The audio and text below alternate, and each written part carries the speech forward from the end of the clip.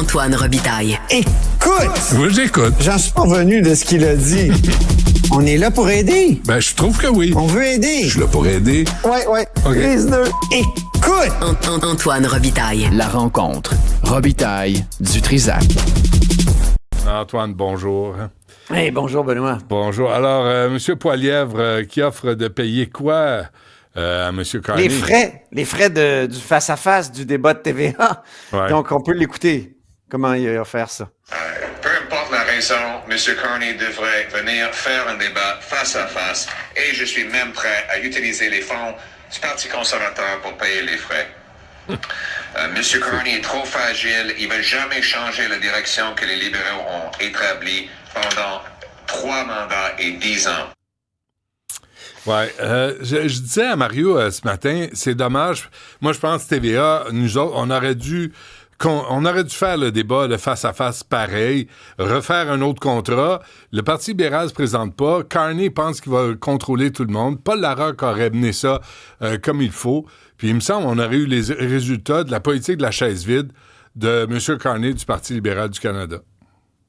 C'est vrai. Puis, on n'a pas trop su finalement quelle est la vraie raison parce que l'argent, je suis pas sûr que ça soit la raison première. Là, ce que Carney lui-même a invoqué ce matin, c'est de dire, Elisabeth May n'est pas au débat.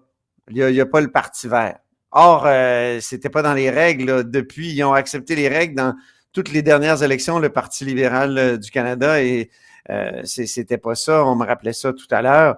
Donc, ça fait en sorte que Mark Carney est attaqué assez férocement depuis hier. Là, j'entendais Yves-François Blanchet tout à l'heure dire que c'est une façon de dire je me sac du Québec, je me fous du Québec et qui va parler pour le Québec? On peut l'entendre hier, Yves-François Blanchet, qui disait à peu près la même chose. Mais M. Carney a aussi beaucoup à perdre. Il vient d'envoyer les Québécois sur le yob. Il vient de leur dire « vous ne m'intéressez pas ». Il vient de faire un Harper de lui-même en disant « je peux gagner sans le Québec ». Il va y avoir une facture qui va venir avec ça. Et il vient de prouver une fois de plus que Mark Carney ignore tout du Québec et aussi ignore tout du tempérament des Québécois. Et il vient donc, mais sais-tu ce qui est drôle dans ça? Ouais. C'est que Mark Carney a pas compris ce que M. Blanchet vient de dire. Il comprend rien. What do you say? Ouais, Te souviens-tu dans Astérix? What do you say? What do you say? C'est Mark Carney. C'est peut-être qu'il n'avait pas compris la question hier, hein, quand on lui a demandé est-ce que vous allez participer au débat de TVA, puis il avait dit pourquoi pas? Pourquoi pas? Mais oui, là, oui, on nous a papa, expliqué que c'était non, que c'était... là, j'ai entendu Stephen Guilbeault hier au bilan avec Paul Larocque, très intéressante entrevue, où ils ont dit on était contre le principe aussi de payer. Là, ce matin, M. Carney nous dit non, parce que les chefs des partis sont pas tous invités. Alors, c'est-tu l'argent? Il voulait Maxime Bernier aussi? Mais tant qu'à y être, oui, c'est ça. On n'arrive pas à comprendre exactement quelle est... Mais c'est vrai que c'est particulier de demander de payer, mais c'est une circonstance aussi extraordinaire là, dans laquelle TVA est plongée. Oui. Puis, M. Carney, je pense qu'il n'aime pas ça... Qu'on s'obstine avec lui, là, qu'on le contredise. C'est un petit banquier. Pour l'instant, en tout cas, oui. Ça, là, qu'on soit docile, puis qu'on dit oui, M. Carney, oh my God, you're so great, Mr. Carney. Oh, est-ce que ça prend beautiful. Pas ça un peu en politique? Je t'ai déjà dit, moi, je pense que quand tu fais de la politique, tu es sur le spectre du narcissisme. Il y en a qui sont extrêmes comme Trump, mais t'as pas le choix que d'être dans le spectre du narcissisme, un peu comme quand on fait des métiers publics comme toi et moi. Oui, mais il faut être capable de dialoguer. Et là, la job, c'est de dialoguer. C'est un spectre, hein? Il y a toutes sortes de gradations. Et tu le mettrais, M. Carney, à quel niveau de ce spectre? Je le connais pas encore assez parce qu'il n'y a pas encore assez de données d'entrevue. On ne sait pas. He doesn't speak French. He's unilingual. Il y a la question de l'ingérence étrangère aussi. J'ai pas le temps de me pencher là-dessus, mais c'est quand même incroyable que l'Inde ait tenté de contrôler qui on nomme à la direction d'un parti comme ça. Puis, tu sais, du côté libéral aussi, là, M. Carney va se présenter dans un comté d'un ex-candidat à la direction qui finalement aussi était un bon ami de M. maudit le premier ministre indien. Donc, tu sais, C'est ce qu'il m'a qu'est-ce dit. que c'est ça, là? Ouais. À Brampton, il y a des rixes entre différents Indiens, différents Et groupes oui. d'Indiens. Et les Sikhs, ouais. oh ouais, ça se bat dans la rue. Hey, j'ai puis- un sourire de fin de chronique. Mais juste là-dessus, s'il n'y avait Ouais. pas eu cette tentative d'ingérence de l'Inde là, au Parti conservateur en faveur de M. Poilievre, paraît-il, est-ce que ça veut dire que Jean Charest, aujourd'hui, serait le chef du Parti conservateur? Peut-être. Peut-être, Benoît. Ça fait peur. Qu'est-ce qu'il aurait dit? Peut-être. Qu'est-ce qu'il pense, M. Charest, de ces allégations-là? Ouais, c'est vrai. Il faudrait l'entendre commenter ça. Ben Mais oui, il aime ça être à la télé, il aime ça ouais, voir le je jeu tiens à minois. dire que sur un certain plan, je trouve que M. Charest avait beaucoup de vision comme premier ministre du Québec. Libre-échange avec l'Europe. Hum. Et dans son plan Nord, il parlait de l'importance de l'Arctique. Là. Il fallait s'occuper de l'Arctique québécois. Mais pourquoi Alors- libre-échange avec l'Europe? Pourquoi? À cause de M. Sarkozy. Pourquoi J'aimais ça, M. là. Sarkozy était financé par qui? Par nos amis des Marais. Tu sais, c'est pas une grande vision, là. C'est des Ouais, intérêts communs entre amis, là. Il y avait peut-être aussi de la vision.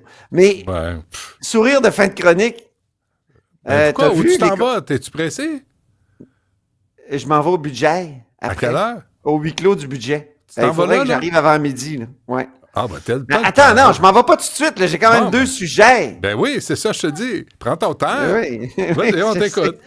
sais. Mais c'est pas de fin de chronique, mais de fin de sujet, si tu veux. Ah, de segment Le de sujet ta chronique. fédéral, excuse-moi. Ouais, Je d'accord. m'exprime mal. De toute évidence. T'as vu que les conservateurs veulent supprimer la taxe de vente sur les maisons neuves? Oui. Mais, Est-ce c'est que pas... Carney va le dire bientôt, va s'emparer de cette promesse-là bientôt? Oh non, c'est déjà... Mais ça vient pas de M. Carney, ça? Je sais plus, ça vient de qui, parce que, tu sais, il y en a un qui Voyons. promet quelque chose, l'autre, il pique les... Comme je te disais hier, il est un pic-assiette incroyable, on monsieur. dirait qu'ils ont monsieur une Carney. maladie vénérienne qui se passe l'un l'autre, là. C'est pas... Excuse-moi. Ah, sorti de Faut ça, toujours là. t'injectes un peu de... Hein? Ah, oui, de de bisoune légumes. là-dedans. là. OK, budget de M. Hey! Girard. On va en manger une maudite. Oh! Ouais. Mais tu sais quoi? Pas des farces. Je te connais, hein? Ça Ouais. fait longtemps. On est un vieux couple. Et je sais que t'aimes pas faire du 110% politique. Mm.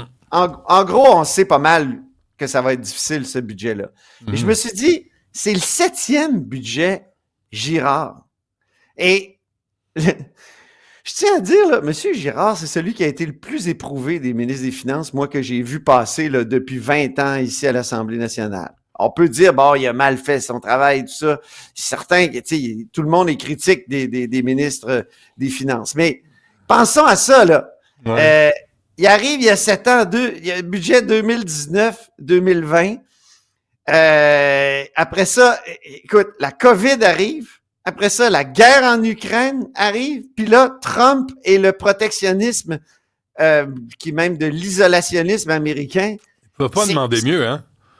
Écoute, tu te dis, c'est fou. Puis là, je suis retourné dans les discours des budgets, puis je me suis plongé comme dans un vortex, là, Benoît.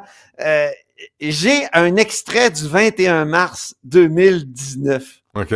On va écouter Éric Girard pour voir la distance qu'il y a entre ces 6 années. On peut l'écouter. En octobre dernier, nous avons trouvé des finances publiques en bon état. Ces finances publiques, nous allons continuer de les améliorer. Avec votre appui, Puis- Monsieur le Premier ministre, j'ai la ferme intention de faire en sorte que notre situation économique et financière progresse, que le Québec réalise ses ambitions et que tous les Québécois en profitent. C'est quand même impressionnant. C'est vrai qu'ils sont arrivés au pouvoir. Il y avait des surplus accumulés du mandat Couillard. 2015-2016, 2 milliards. 2016-2017, un autre 2 milliards. Obtenu 2017, comment? 2018. Ben Obtenu oui, comment? en coupant, C'est en, brave. en réduisant saccageant. l'augmentation des budgets. Ouais. Hein? Mais en C'est ça. saccageant, entre autres, l'éducation, en saccageant... pas l'austérité, c'est pas vrai. Non. Il y en avait pour leurs Mais amis médecins, il n'y en avait pas pour les autres. C'est le dilemme des gouvernements aussi. Ouais. Ouais, c'est vrai que pour les médecins, il y en a toujours, des milliards. Effectivement. Mais pour les étudiants, les élèves dans les écoles, les profs, le personnel de soutien, non, ça, ils n'avaient plus, on a besoin de couper. J'ai un extrait du 10 mars 2020, Benoît. On peut l'écouter. Ah oui? Oui. Ce budget, c'est celui de la confiance en l'avenir. La propagation du coronavirus soulève à travers le monde des inquiétudes quant à ses implications sur la santé, mais aussi par ses effets possibles sur la croissance économique. Nous sommes prêts à y faire face. Ouais, ah oui, hein? Disait-il. Personne grâce n'a à la été... solidité de nos finances publiques et des fondamentaux de notre économie. Mais personne n'a été prêt à faire face à cette non! Ben non, c'est pour ça que je dis, moi, c'est pas pour condamner Éric Girard que je fais ça, tu sais. Ouais. Quand tu fais un budget, il faut que tu essaies de prévoir, il faut que tu essaies d'anticiper. Mais écoute, je veux dire, l'exercice de regarder 6 ans, là, les 6 derniers budgets, Ouais. c'est ça que ça nous dit. Il arrive toujours quelque chose. Puis là, j'aurais pu aller chercher des extraits pour le 22 mars 2022 où la guerre en Ukraine venait de se déclarer un mois plus tôt. Puis là, l'inflation commençait à se présenter.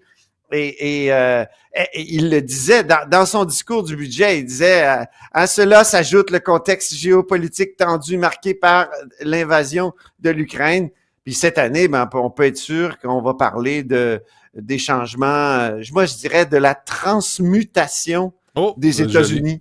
Ouais. Tu sais, c'est comme s'ils avaient changé de gène. Ils ont muté. Les États-Unis sont devenus russes. C'est des États-Unis poutiniens. Oui. Poutiniens, je sais pas si... Quelle est ta prévision, puisqu'on est dans une émission de sport politique, quelle est ta prévision du déficit? J'ai l'impression que ça va être 11 milliards. 11 et peut-être un peu plus, là. Pas mais 15. On n'est pas à 1 milliard près, quand même. Oui, c'est ça. On est là. J'ai hâte d'aller voir. Je vais traverser la rue. Mais l'an passé, après, finalement, c'est pas les comptes publics. Parce que les comptes publics, ça, on reçoit ça en septembre de l'année d'après. Okay. Puis là, tout a été calculé. Et là, on voit quel a été le vrai déficit. Là, pour ce qui est c'est ce qu'on appelle les bilans mensuels des états financiers, on comprend que finalement, on avait prévu 11 milliards, mais ça va être un petit peu moins. Alors, pour l'année qui vient de passer. Parce que c'est toujours mêlant, c'est toujours à cheval sur 2 années des années budgétaires. Et donc, ça allait comme ça. On avait prévu 11 milliards, mais c'est un petit peu moins. On va conclure sur un cliché d'émission de sport. Il n'y en aura pas de facile. C'est vrai.